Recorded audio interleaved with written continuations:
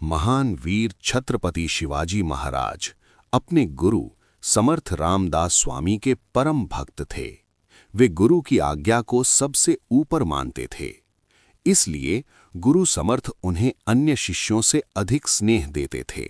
ये देखकर आश्रम के अन्य शिष्यों के मन में भ्रम उत्पन्न हो गया। वे सोचने लगे कि शिवाजी महाराज राजा हैं, इसलिए गुरु उन्हें अधिक प्रेम करते हैं। गुरु समर्थ ने शिष्यों की इस गलतफहमी को समझ लिया और उसे दूर करने का निश्चय किया। एक दिन गुरु समर्थ अपने सभी शिष्यों को लेकर जंगल की ओर निकल पड़े। चलते चलते वे एक गुफा तक पहुंचे और वहां पेट में तेज दर्द होने का अभिनय करने लगे। शिष्य घबरा गए और गुफा में पहुंचकर बोले, गुरुदेव, हम आपकी सहायता कैसे कर सकते हैं? गुरु ने कराहते हुए कहा, इस दर्द का कोई साधारण इलाज नहीं है। केवल एक उपाय है, ताजा दोहा हुआ बाघिन का दूध।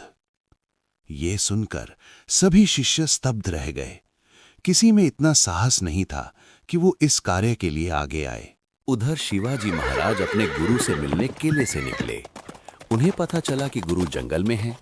वे उन्हें खोजते खोजते जंगल में भटकने लगे। अचानक उन्हें कराहने की आवाज सुनाई दी।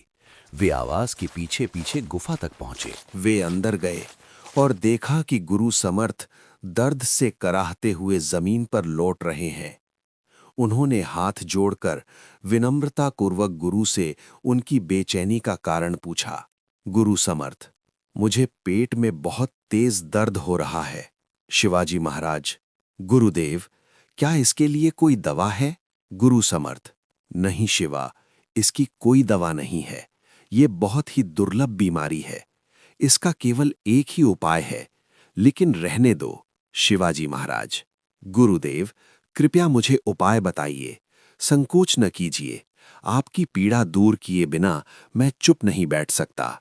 गुरु समर्थ, बाघिन का दूध, वो भी ताजा दुहा हुआ, लेकिन उसे पाना असंभव है। शिवाजी महाराज ने बिना किसी विलंब किए गुरु को प्रणाम किया और बाघिन की खोज में निकल पड़े। कुछ देर भटकने के बाद उनकी नजर दो बाघिन के शावकों पर पड़ी। शिवाजी ने सोचा, जरूर इनकी मां यहीं कहीं होगी। कुछ ही पलों में बाघिन प्रकट हो गई।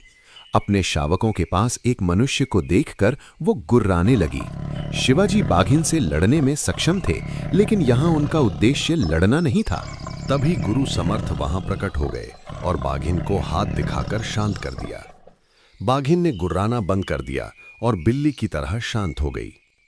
गुरु समर्थ ने शिवाजी से कहा, वत्स, मैं तुम्हारा साहस देखना चाहता था। तुमने बिना परिणाम की चिंता किए मेरे लिए बाघिन का दूध लाने को भी स्वीकार कर लिया। शिव, जब तुम्हारे जैसा निष्ठावान और समर्पित शिष्य हो तो गुरु लंबे समय तक कष्ट कैसे सह सकता है?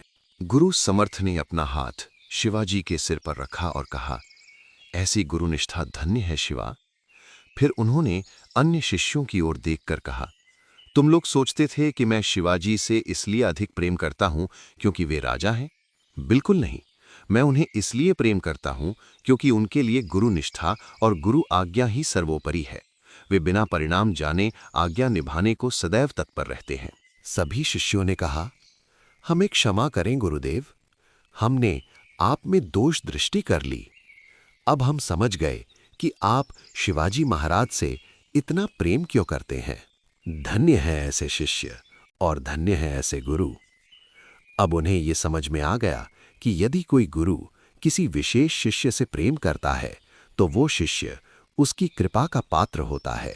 इस प्रकार हमने देखा कि शिवाजी महाराज केवल महान योद्धा ही नहीं बल्कि महान शिष्य भी थे। जय शिवाजी, हर हर महादेव।